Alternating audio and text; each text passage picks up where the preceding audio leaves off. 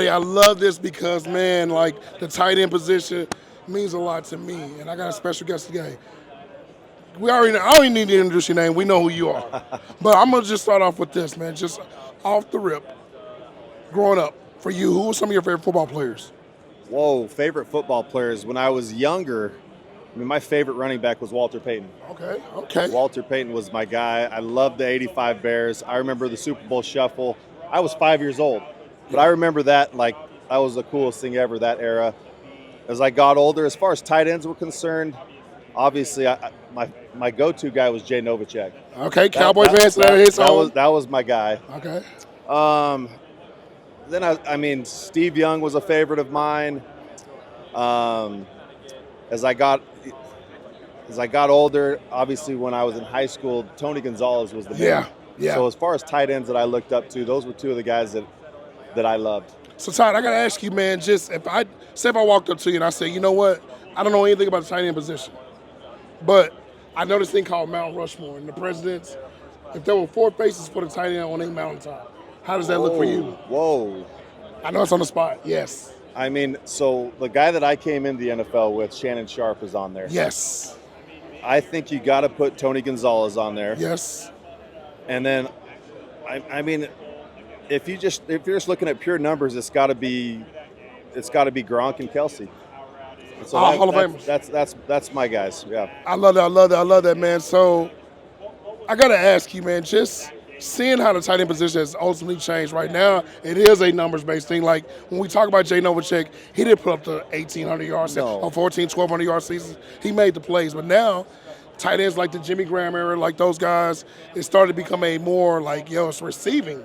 Can you talk about that and just now how the responsibilities have changed? Because during your time, you had to block, you had to be in the trenches. Now, guys can line up in the slot and do all kind of things. Yes, in our era, it was kind of the transition from the late '90s to about 2010 was that the transition of really the development of the change in the game, the development of the passing game, and the change from the thought process that you've got to be a run pass equally, kind of split that between the two.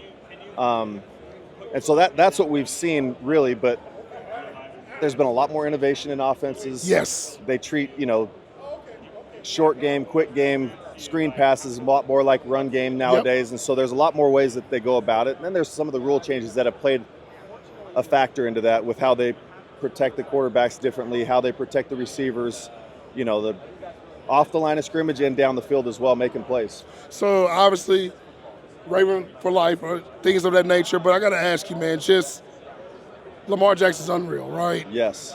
Unreal talent.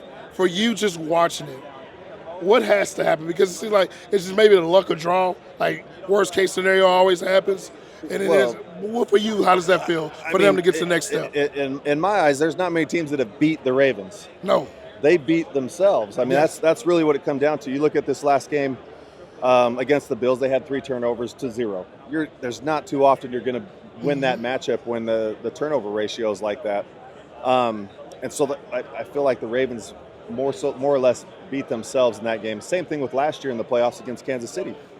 They were 1 foot away from going on in that game and potentially getting to a Super Bowl last year. So, like I said, the Ravens have all the right pieces. As long as you have Lamar Jackson, first of all, you're going to have a chance. Yeah. They've got a lot of other pieces. I love the addition of Derrick Henry and what he's meant to the run game, what he's meant to, the team in general. He's changed the dynamic of our offense. We've got a lot of great pieces around him. There's always going to be a lot of turnover between seasons, so we'll see what happens. But that's where, our scouting department, unreal. What Ozzie Newsome did and what Eric DeCosta's done, taking over for him has been, they're next level at what they do. And I want to salute Ozzie Newsome and what they've done, because I went back and just looked at every single first-round pick. Yeah. They just don't miss. Like, it just seems like, I don't know what y'all do. We need to investigate. As a Cowboy fan, I wish we had that kind of luck of draw. But I got to ask you this, man. Arizona State. Arizona State. Let's talk about Arizona State. So my guys had told me, right, we're from Texas, right? So we cover a lot of Big 12. And they were just raving about Arizona State. He would tell me, man, this team is really good, man. You need to check them out. Well, they got a running back over there. I had to see it for myself. And I'm impressed with Boatman. Can you talk about what you think about that and what you saw from him? Well, in Texas, we came to Dallas and Scatterboo put on a show in that game. But okay. no, it was impressive because 2 years ago, and even going into this year, nobody knew what we had. No. I mean, I wouldn't have tell you what how this season would have ended up. Just looking at the team from the beginning, preseason, spring ball, through to the point where they ended up in the college playoffs. Mm-hmm. But one thing I would tell you is the way they practice, the way Kenny Dillingham go, the way they operated practice, the way they put it together as a team. They brought in, some of these the position coaches have done a phenomenal job. We brought in Hines Ward, my arch rival.